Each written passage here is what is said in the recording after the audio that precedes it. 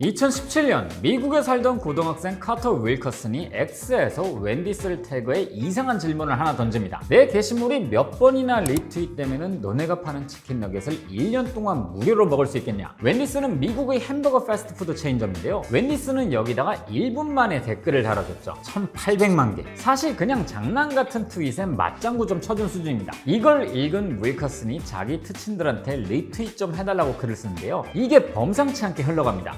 넉스포 카터라는 해시태그까지 등장하면서 리트윗이 폭발적으로 늘어났거든요. 배우, 아이돌, 인플루언서, 심지어 상원 의원에다가 마이크로소프트, 아마존, 구글, 애플 뮤직도 여기에 동참합니다. 또 유나이티드 항공은 1800만 목표를 달성하면 전 세계 어느 웬디스 매장이든지 비행기로 데려다 주겠다고 약속까지 했죠. 윌커슨의 트윗은 결국 340만 리트윗을 기록하면서 역대 최고 리트윗 수를 기록합니다. 1800만 개는 한참 못 미치긴 했지만은 웬디스는 정말로 1년 동안 너겟을 무료로 주겠다고 했죠. 덕분에 홍보 하나는 제대로 했으니까요. 윌커슨이 갑자기 이런 일을 벌인 이유는 간단합니다. 그냥 치킨 너겟이 너무 먹고 싶어서. 사이드 메뉴 중에 이것만큼 팬덤이 강한 메뉴가 또 있을까 싶습니다. 그냥 다진 닭고기를 튀긴 게 다인데 존재감이 어마어마하죠. 현대 미술에서도 등장하고 누군가는 갑자기 우주로 날려버리는 실험을 하기도 합니다. 하지만 존재감과는 별개로 이미지 자체가 그렇게 좋은 편은 아니죠. 좋지 않은 고기로 만든다는 인식이 팽배했거든요. 이걸 처음 만든 곳이 맥도날드라고 생각하시는 분들도 있고 그냥 셰프가 개발한 메뉴 중 하나라고 생각하시는 분들도 있는데요. 이건 가장 과학적인 방법으로 실험실에서 탄생한 음식입니다. 오늘은 이 이야기를 해드릴게요. 저는 김밥이고요. 제가 오늘 떠먹여드릴 이야기, 과학의 결정체, 치킨 너겟입니다. 치킨 너겟이 이런 명성을 누릴 수 있게 된 건 맥도날드 덕분이긴 합니다. 하지만 그 이전에 너겟을 만들고 레시피까지 무료로 공개한 사람이 있죠. 코넬 대학의 로버트 베이커 교수입니다. 대학 교수가 갑자기 치킨 너겟은 왜 만든 걸까요? 지금은 닭고기가 너무 흔하고 저렴하지만은 20세기 초까지만 해도 그렇진 않았습니다. 많이 먹어야 일주일에 한 번, 그것도 일요일 저녁에나 먹을 수 있는 특식이었죠. 꽤 귀한 대접을 받은 건데 이건 키우기가 꽤 까다로웠기 때문입니다. 닭은 너무 많이 키우면 전염성 질병이 퍼지기 쉽고 먹이도 신경을 꽤 써야 하거든요. 곡물 사료만 먹다 보면 각기병이 돌기 때문인데요. 그래서 당시 닭은 주기적으로 방목을 통해 벌레를 먹여줘야 했습니다. 다양한 영양소를 섭취해야 하는 거죠. 또 이땐 알을 인공적으로 부화시키는 것도 쉽지 않았습니다. 이러다 보니 농부들 사이에서 이런 격언이 전해졌죠. 닭은 200마리 이상 키우는 게 아니다. 그런데 1879년 인공 부화기가 발명되고 보급되면서 계란이 저렴해졌고 또 곡물 사료에 다른 재료를 섞어서 부족한 영양소를 채우는 식으로 차츰차츰 발전이 이루어집니다. 이렇게 닭고기 대량 생산이 가능해졌죠. 그러다가 1950년대가 되자 미국의 양계 산업은 그야말로 폭발적인 규모로 성장하게 됩니다. 당시 미국에서만 무려 10억 마리의 닭을 키우고 있었죠. 근데 많아도 너무 많으니까 매주 특가 세일까지 해가면서 물량을 밀어내야 했습니다. 원래도 저렴했는데 세일까지 해버리는 거죠. 그런데도 이 물량을 다 처리할 수 없었다고 해요. 이 때문에 1959년에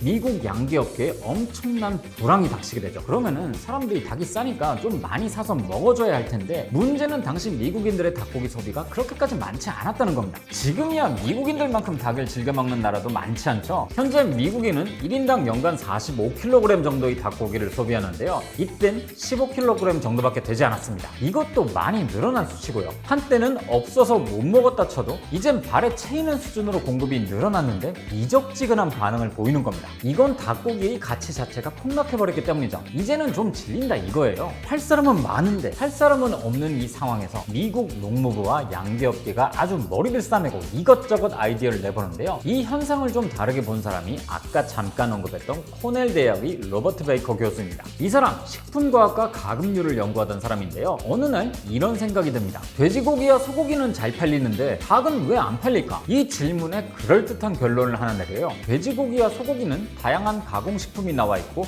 활용되고 있는데 닭고기는 전혀 그런 게 없다는 거죠. 특히 이때는 그야말로 가공식품의 시대였거든요. 사람들이 점점 더 바빠지고 여성들도 사회로 진출하면서 빠르고 간편한 음식의 수요가 급증했으니까요. 베이커는 닭고기 가공식품을 만들어서 이 시장을 개척하면 닭고기 수요도 늘고 양계 농가의 위기도 해결될 거라고 본 겁니다. 1959년 코넬대 지하실에서 연구실을 차리고 닭고기를 이용한 온갖 실험들을 벌입니다. 닭으로 핫도그도 만들어보고 햄을 만들기도 했었죠. 그 중에 하나가 치킨 크리스피라는 음식이었습니다. 다진 닭고기에 반죽을 입혀서 튀긴 건데요. 이게 사실상 우리가 아는 치킨 너겟이죠. 그냥 보기엔 만들기 쉬워 보이는데요. 생각보다 어려웠습니다. 냉동된 너겟을 뜨거운 기름에 넣으면 온도가 급격하게 바뀌면서 튀김옷들이 다 떨어져 나가는 거예요. 이게 치킨 너겟의 핵심 과제였습니다. 긴 실험 끝에 완벽한 레시피를 만들 수 있었죠. 본세한 닭고기를 일정한 모양으로 유지하는 방법과 튀김옷을 잘 붙이는 기술, 또 포장 기술과 비용은 얼마가 드는지 이런 것들을 싹 정리를 해서요. 그냥 무료로 배포해버립니다. 레시피는 점점 확산됐고 닭고기를 가공해서 먹는다는 개념도 대중적으로 퍼지기 시작했죠. 이때가 1963년이었고 베이컨은 치킨 에디슨으로 불리게 됩니다. 그런데 치킨 너겟이 완벽하게 대중화된 건 맥도날드 덕분입니다.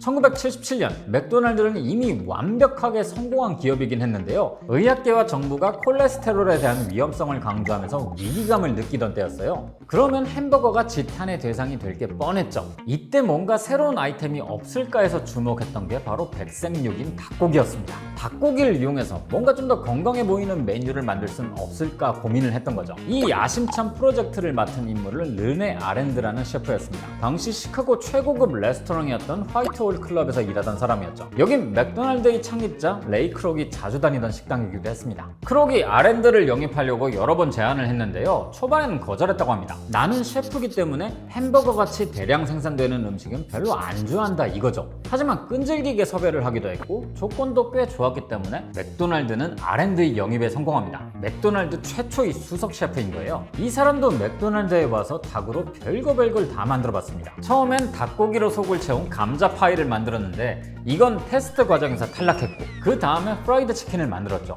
맛은 괜찮았는데요. 당시엔 치킨하면 KFC였기 때문에 그냥 패스했습니다.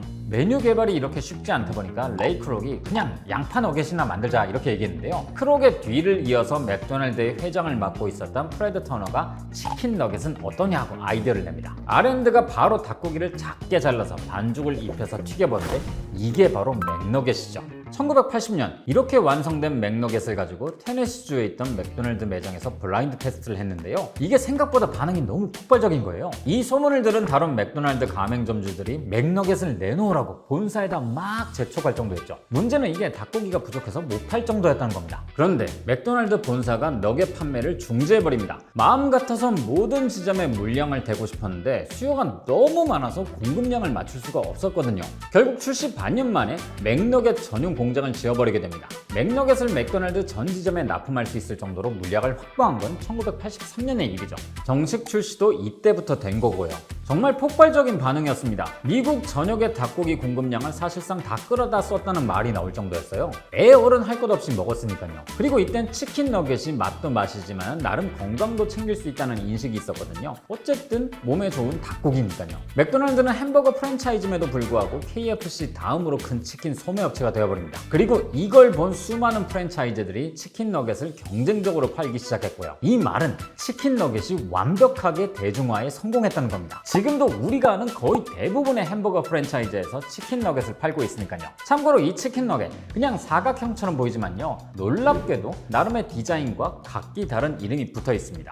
볼, 벨, 부치, 본. 저는 이게 정말 놀랍더라고요. 이게 어딜 봐서 부치고 벨인지 잘 모르겠지만 맥도날드에선 나름대로 먹는 재미를 준 것 같긴 합니다. 아무튼 치킨 너겟이 대중화되는데 성공한 건 맥도날드의 공이 크긴 하지만요. 저는 이 로버트 베이커에게 좀 더 많은 관심이 가더라고요. 연구자답게 온도와 재료에 따라서 어떤 변화가 일어나는지를 실험하고 연구 기록까지 남겨서 전부 공개해버렸으니까요. 단순히 치킨 너겟만 만들었던 건 아니고요. 가금류 분야의 저명한 전문가였기 때문에 이 양계 산업 전체에 영향을 미친 사람입니다. 60년대 초까지만 하더라도 닭고기는 그냥 한 마리를 통째로 팔거나 부위별로 절단해서 파는 정도였는데요. 베이컨은 가공을 위해서 닭뼈는 전부 발라내고 고기만 이용해서 다양한 가공식품과 요리를 만들 수 있는 길을 열었죠. 이걸 보관이나 수송까지 고려해서 설계했고요. 그냥 남는 부위를 튀겨다 내는 것 같지만 사실은 극도로 설계된 과학의 결정체였던 거죠. 과거엔 닭고기 요리가 가진 딜레마가 굉장히 컸습니다. 고기 맛이 약하다는 거죠. 현대화된 양계 산업이 등장하면서 닭고기의 맛이 일정 정도 통일된 것도 있고요. 이런 부분 때문에 어떤 사람들은 조미가 안 된 닭고기의 맛을 빈 캔버스로 표현하더라고요. 그런데 베이컨은 사실 이 점을 오히려 닭고기의 강점으로 봤던 겁니다. 어떻게 가공하고 어떻게 맛을 더하느냐에 따라서 모두가 좋아할 만한 음식이 될 수도 있으니까요. 너겟의 인기가 바로 이 점을 완벽히 충족시키는 게 아닐까 합니다. 바삭한 튀김옷에 어떤 소스를 곁들이냐에 따라서 맛이 확 달라지니까요. 이런 측면에서 보면은 한국식 양념치킨도 비슷한 고민에서 출발한 요리가 아닐까 하는 생각도 드네요. 한국인들이라면은 용가리 치킨이나 맥너겟으로 처음 치킨 너겟을 접하신 분들이 많으실 텐데요. 오늘은 가장 맛있게 먹었던 너겟이 있으시다면 댓글로 남겨주셔도 좋을 것 같습니다. 그럼 저는 다음 주에 다시 뵙겠습니다.